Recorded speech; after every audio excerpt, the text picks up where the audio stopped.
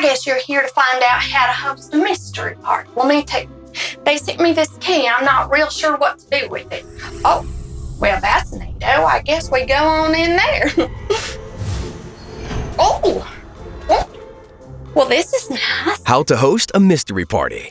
Go ahead, Mr. Friendly Voice. Teach us everything you know. The first step is to determine the number of players in your game, pinning down the minimum and maximum number possible for your group. Our game themes range from covering only 4 players to over 300. Each product description states the minimum number of players needed in the game. You'll find the maximum number of players the game can cover if you go to the additional information section. Next, select the most dependable players from your guest list. This will be your core group to play the required character roles in the game. Send an informal save the date just to these people. The next step is to choose a theme.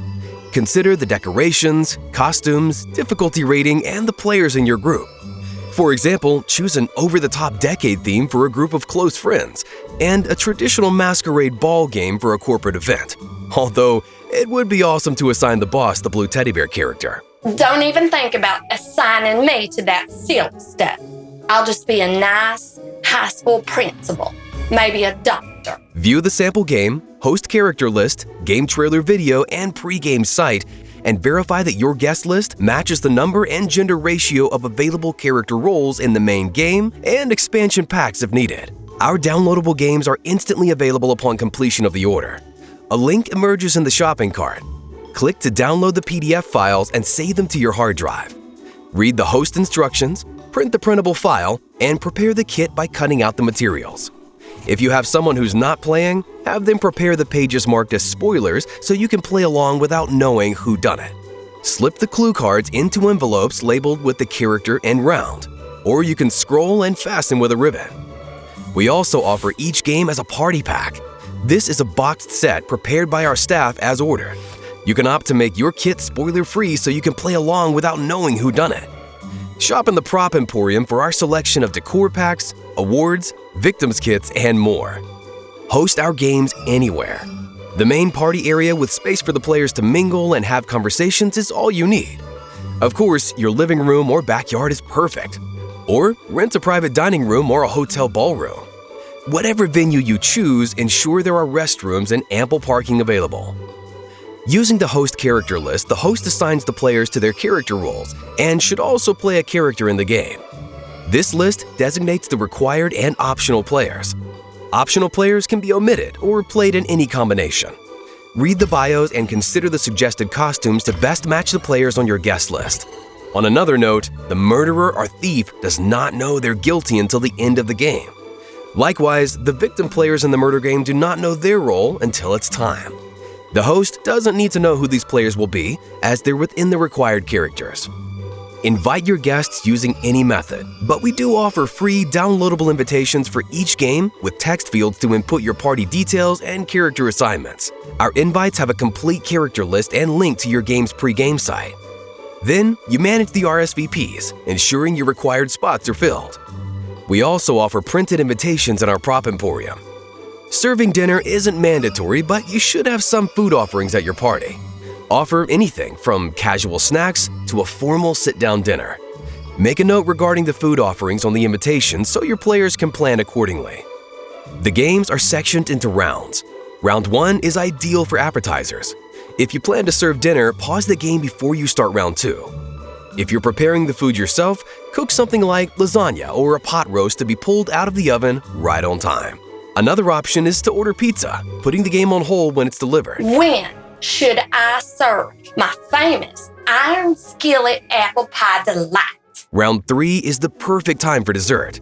If you plan to enjoy finger foods during the game, offer mingle-friendly options so players won't mess up their clue cards.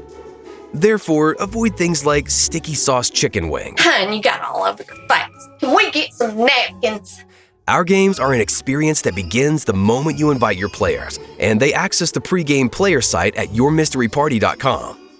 Each game has an optional pre-game round that includes anything from event announcements to pre-game tasks that direct the players to contact each other with messages that kickstart the role-playing. The pre-game builds excitement and reduces no-shows on your big day.